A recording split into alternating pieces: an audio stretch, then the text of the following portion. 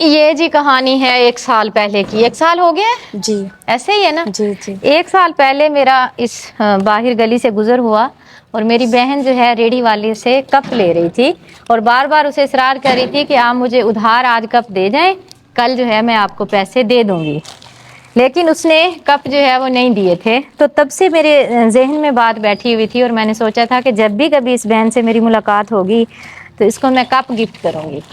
تو آج میں ان کے لیے جو میں نے سوچا تھا وہ پورا کیا ہے اور آج میں نا 12 کپ لے کے آئی ہوں طرف سے. Thank you. اچھا یہ کپ جو ہے نا, اتنی یہ بات میرے دل میں بیٹھ گئی, میں نے کہا اس ٹائم میرے پاس کپ تھے نہیں ورنہ میں اسی ٹائم ہی دے جاتی اور بہن سے جو ہے ملاقات بھی کر جاتی.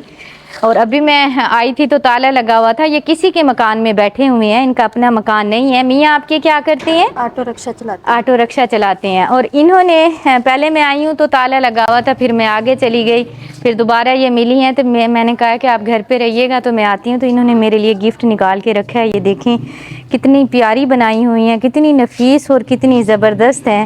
ان کا شکریہ شاید ہی کہ کبھی میں زندگی میں ادا کر پاؤں. بہت شکریہ آپ کا, یہ بہت پیارے ہیں. یہ لو گاڑی میں رکھو.